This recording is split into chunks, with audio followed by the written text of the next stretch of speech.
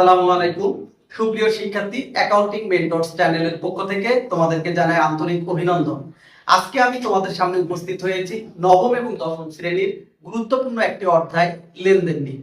তোমরা ইতিমধ্যে আমার লেনদেন অধ্যায়ের প্রথম ক্লাসটি তোমরা করেছো। আজকে আমি হাজির হয়েছি দ্বিতীয় অধ্যায়টি নিয়ে, হিসাব সমীকরণ নিয়ে বিস্তারিত তোমাদের সামনে তুলে ধরবো। হিসাব সমীকরণ কি? আমরা জানি একটি ব্যবসা প্রতিষ্ঠানের নির্দিষ্ট সময়ের যে মোট সম্পদ থাকে, সেই মোট সম্পদ দায় অর্থাৎ বহির্দায় ও মালিকানা সত্ত্বের সমান যে সমীকরণের মাধ্যমে প্রমাণ করা হয়, সেই সমীকরণটিকে বলা হয় হিসাব সমীকরণ। আমি আবারও বলছি, একটি ব্যবসা প্রতিষ্ঠানের মোট সম্পদ অর্থাৎ মোট সম্পদের পরিমাণ দায়ের পরিমাণ ও মালিকানা সত্ত্বের পরিমাণের সমান হয়। প্রিয় শিক্ষার্থী, তোমরা সকলে জানো যে একটি ব্যবসা প্রতিষ্ঠানে অনেক রকম সম্পদ থাকে, নগদ, আসবাবপত্র, যন্ত্রপাতি, দালান কোঠা, এরকম অনেক সম্পদ থাকে। তাহলে আমরা যদি মোট সম্পদটি করি অর্থাৎ টোটাল সম্পদটা আমরা যদি বের করি, এই টোটাল সম্পদের পরিমাণের সাথে একটি ব্যবসা প্রতিষ্ঠানের যে দায় থাকে এবং মালিকানা সত্ত্ব থাকে, অর্থাৎ যে একটি ব্যবসা প্রতিষ্ঠানে যে পরিমাণ সম্পদ থাকে, এই সম্পদের উপর অধিকার থাকে দুইটি পক্ষে, একটি হলো মালিক পক্ষ আর অন্যটি হলো দায় অর্থাৎ তৃতীয় পক্ষের অধিকার। তো আসলে সম্পদ কাকে বলে? তোমরা জানো ইতিমধ্যে যে সম্পদ হলো অর্থনৈতিক পরিসম্পদ যা মালিকানাধীন এবং ব্যবসায়ের মুনাফা অর্জনের কাজে ব্যবহার। ধরে নাও একটি মুদির দোকানে একটি ফ্রিজ রয়েছে, অর্থাৎ ফ্রিজটি তার ওই দোকানের সম্পদ হবে। কিভাবে হবে? তো ফ্রিজ অর্থনৈতিক পরিসম্পদ এবং ফ্রিজের একটা মালিক থাকবে, অর্থাৎ ওই ব্যবসা প্রতিষ্ঠান হবে মালিক। এবং এই ফ্রিজটি কেন তারা ক্রয় করেছে? অবশ্যই তার ব্যবসায়ের মুনাফার জন্য। এই কারণে আমরা দেখতেছি এই ফ্রিজটাকে আমরা বলবো ওই ব্যবসায়ের জন্য সম্পদ। ঠিক তেমনি দায় কাকে বলে? একটি প্রতিষ্ঠানে তোমরা জানো যে একটি প্রতিষ্ঠানে যে সম্পদ থাকে, এই সম্পদের মধ্যে তৃতীয় পক্ষের অধিকার থাকে। একটা প্রতিষ্ঠানের নির্দিষ্ট সময় পর ও অন্যের যে অর্থটা পরিশোধ করতে হবে, অর্থাৎ আর্থিক দায়বদ্ধতা যা নির্দিষ্ট সময় পর পরিশোধ করতে হয়, তাকে বলা হয় দায়। আমরা উদাহরণ হিসেবে বলতে পারি ঋণ, পাওনাদার, এগুলো। আবার আসো মালিকানা সত্ত্ব, অর্থাৎ একটি ব্যবসা প্রতিষ্ঠানে মালিকের সত্ত্বটাকে বলতেছি আমরা মালিকানা সত্ত্ব, অর্থাৎ মালিকের অধিকারটা। আমি তো একটু আগে বললাম যে একটা ব্যবসা প্রতিষ্ঠানের যে মোট সম্পদ থাকে, সেই মোট সম্পদের উপর অধিকার থাকে দুইটি পক্ষের, একটি হলো তৃতীয় পক্ষ এবং মালিক পক্ষ। একটা প্রতিষ্ঠানের যে মোট সম্পদ থাকে, এই মোট সম্পদের উপর অধিকার থাকে দুইটি পক্ষের, অর্থাৎ মালিক এবং অন্যের। তো এইটি সবসময় কি হবে? সমান হবে। তো ধরে নাও একটি ব্যবসা প্রতিষ্ঠানে 1 লক্ষ টাকা মালিক দিয়ে ব্যবসা শুরু করলো এবং বন্ধুর কাছ থেকে ঋণ নিল 50,000 টাকা। বলি ব্যবসার শুরুতে আসলে মোট সম্পদ কত টাকা? তোমরা শুরুতেই বলবা 1.5 লক্ষ টাকা, অর্থাৎ 1 লক্ষ টাকা মালিকের আর 50,000 টাকা অন্যের। আমি যদি এটা সমীকরণে দেখানোর চেষ্টা করি, তাহলে তোমরা যেটি করবা এ সমান সমান, অর্থাৎ এ ইকুয়াল এল প্লাস ওই। অর্থাৎ আমি যদি এ অর্থাৎ অ্যাসেটস মানে সম্পদ, আমি যদি ধরি জানুয়ারির 1 তারিখে মালিক 1 লক্ষ টাকা ও বন্ধুর কাছে ঋণ 1 লক্ষ টাকা নিয়ে ব্যবসা শুরু করলো, তাহলে জানুয়ারির 1 তারিখে মোট সম্পদ হবে প্লাস 1.5 লক্ষ টাকা। আচ্ছা, এই 1.5 লক্ষ টাকার মধ্যে আমি বলেছি 50,000 টাকা ঋণ ছিল, তাহলে দায়ের ফলে অর্থাৎ লায়াবিলিটিস, আমরা এতে লায়াবিলিটিস অর্থাৎ দায়, তাহলে দায়ের যে জায়গা সেখানে 50,000 টাকা প্লাস হবে, অর্থাৎ দায়টা বৃদ্ধি পেল।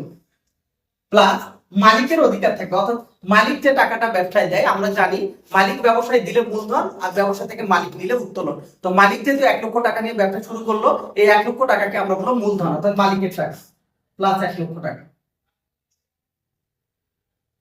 তো আমরা দেখতে পাচ্ছি যে তার মোট সম্পদ ছিল 1.5 লক্ষ টাকা। এখানে বন্ধুর কাছে ঋণ অর্থাৎ দায় 50,000 টাকা এবং মালিকের ছিল 1 লক্ষ টাকা। আমরা দেখতেছি যে 1 তারিখে যদি আমরা হিসাব করে দেখি, অর্থাৎ হিসাব সমীকরণের মাধ্যমে প্রকাশ করতে চাই, তাহলে 1 তারিখের মোট সম্পদ দায় ও মালিকানা সত্ত্বের সমান হলো। তাহলে আমরা এখন আমরা দেখি যে হিসাব সমীকরণ কাকে বলে। কোনো প্রতিষ্ঠানের নির্দিষ্ট সময়ে মোট সম্পদের পরিমাণ মালিকানা সত্ত্ব ও বহির্দায়ের সমান যে সমীকরণের মাধ্যমে এই সমতা প্রমাণ করা হয়, তাকে হিসাব সমীকরণ বলে।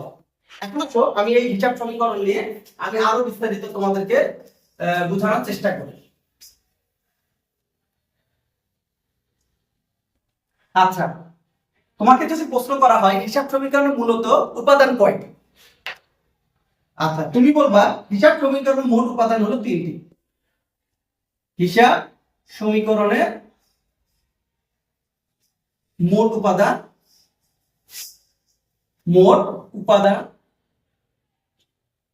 তিনটি। আচ্ছা, তাহলে কি অ্যাসেটস, অ্যাসেটস মানে সম্পদ। দুই, লায়াবিলিটিস, লায়াবিলিটিস মানে দায়। ওনার্স ইকুইটি,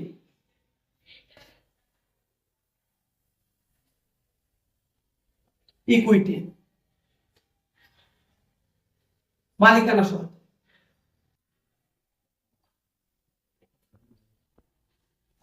তাহলে আমরা জানলাম হিসাব সমীকরণের মোট উপাদান তিনটি। এর মধ্যে একটি হলো এ অর্থাৎ অ্যাসেটস, একটি হলো এল অর্থাৎ লায়াবিলিটিস, আর একটি হলো ওই অর্থাৎ ওনার্স ইকুইটি।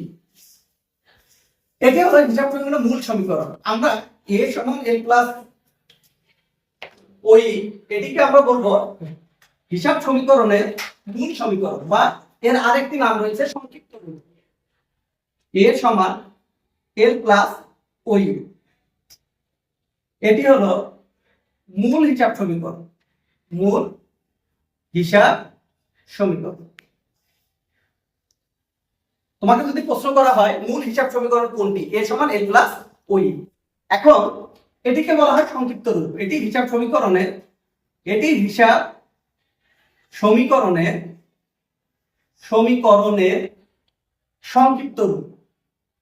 নিশ্চয় তোমার মনে প্রশ্ন জাগবে তাহলে বর্ধিত রূপ কোনটি। তো প্রিয় শিক্ষার্থী, আসো আমরা হিসাব সমীকরণের আজকে বর্ধিত রূপ বলতে বিস্তারিত অর্থাৎ ডিটেইলস, অর্থাৎ হিসাব সমীকরণকে আমরা যদি বড় আকারে লিখতে যাই সেক্ষেত্রে আমরা কিভাবে লিখবো। সেক্ষেত্রে এ সমান এল প্লাস, এই যে ঠিক ওই মালিকানা সত্ত্ব, এখানে চারটি উপাদান মালিকানা সত্ত্বকে প্রভাব বিস্তার করে, অর্থাৎ মালিকানা সত্ত্বকে প্রভাবিত করে চারটি উপাদান। তোমরা ইতিমধ্যে জানো, সেগুলো হলো সি প্লাস আর মাইনাস ডিএক্স মাইনাস ডি। প্রিয় শিক্ষার্থী, আমরা এখানে দেখতেছি মূল হিসাব সমীকরণে ছিল তিনটি উপাদান, এ সমান এল প্লাস ওই অর্থাৎ এ ইকুয়াল এল প্লাস ওই। এখানে ওই কে ভেঙে কয়টি উপাদান আমরা পাইলাম? চারটি উপাদান। অর্থাৎ আমরা বলতে পারি মালিকানা সত্ত্বকে চারটি উপাদান প্রভাবিত করে। কেন করে আমি এটি আজকে তোমাদের ক্লিয়ার করে দেব, অসুবিধা নাই। তো আমরা দেখতেছি যে মালিকানা সত্ত্বে চারটি উপাদান প্রভাব ফেলবে। একটি হলো সি প্লাস আর মাইনাস এক্স মাইনাস ডি। এখন প্রিয় শিক্ষার্থী, সি কি? সি হলো ক্যাপিটাল, ক্যাপিটাল অর্থাৎ মূলধন। আচ্ছা, আর কি? রেভিনিউ, রেভিনিউ আয়। ইএক্স কি? এক্সপেন্সেস, ব্যয়। ডি কি? ড্রয়িংস,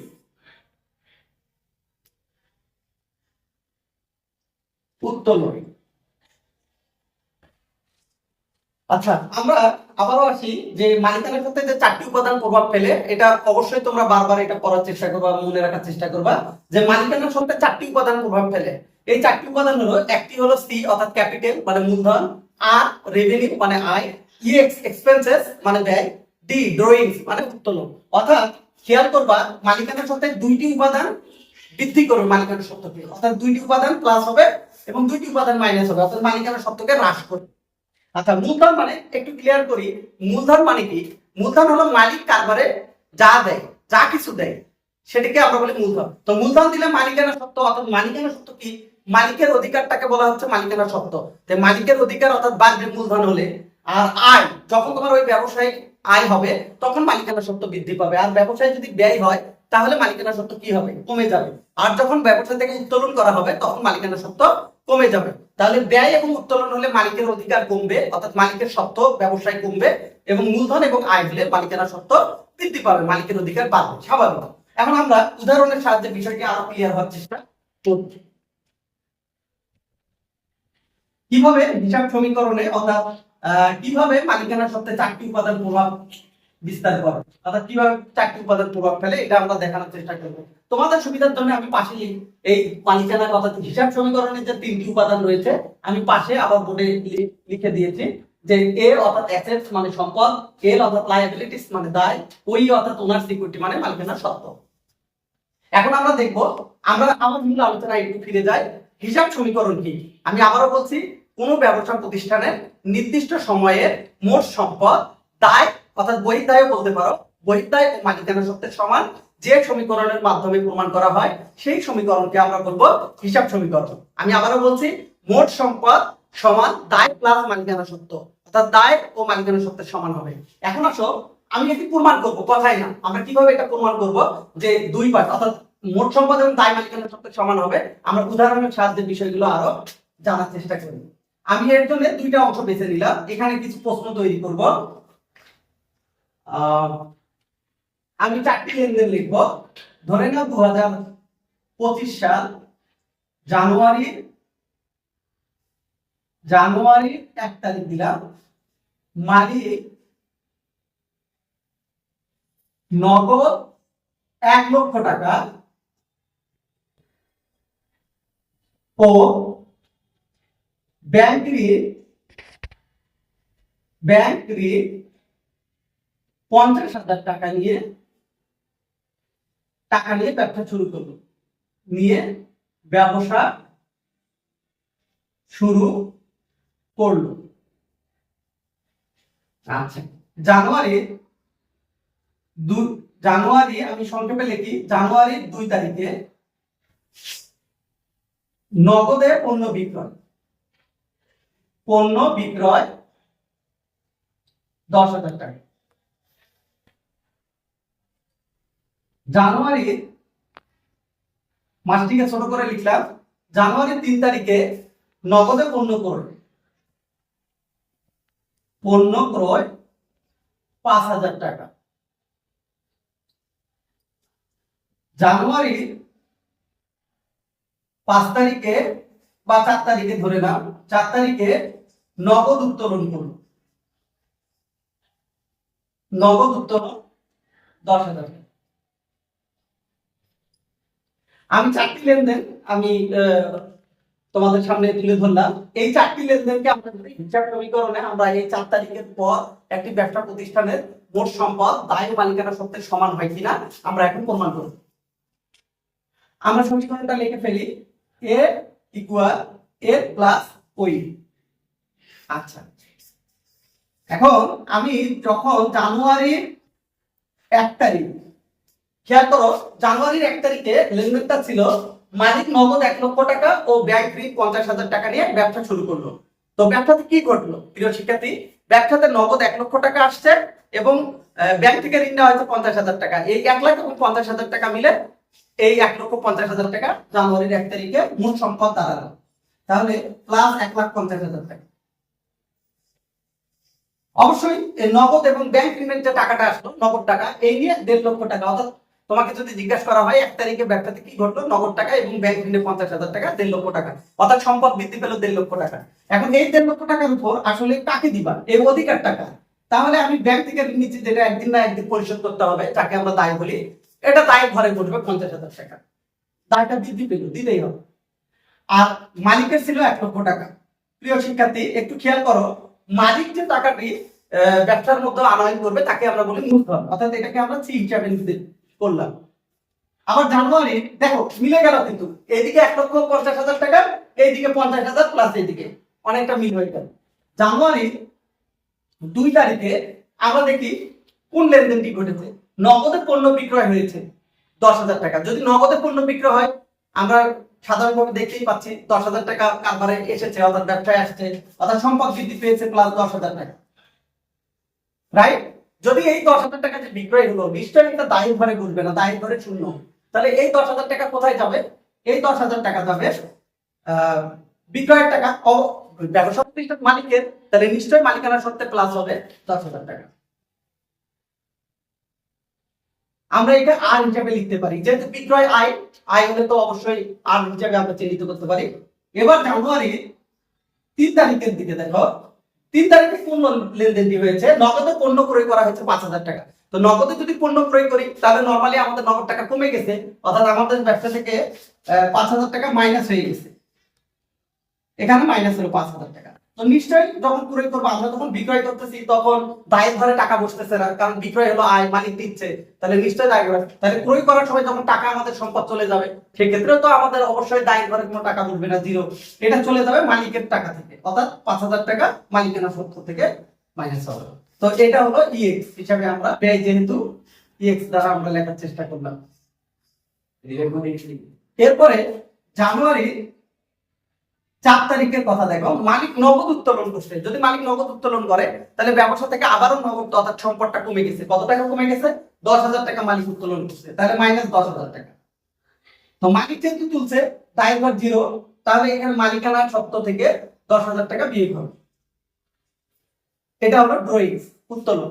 তাহলে প্রিয় শিক্ষার্থী দেখো, মালিক যখন ব্যবসাতে টাকা নিয়ে আসছে, অর্থাৎ মূলধন 1 লক্ষ টাকা, অর্থাৎ 1 লক্ষ টাকা মালিকের টাকা ছিল, এটি মূলধন প্লাস হয়েছে, বিক্রয় হয়েছে। দেখো বিক্রয় সমান অর্থাৎ আয় হচ্ছে, এই জন্য এখানে মালিকানা সত্ত্বে প্লাস হয়েছে।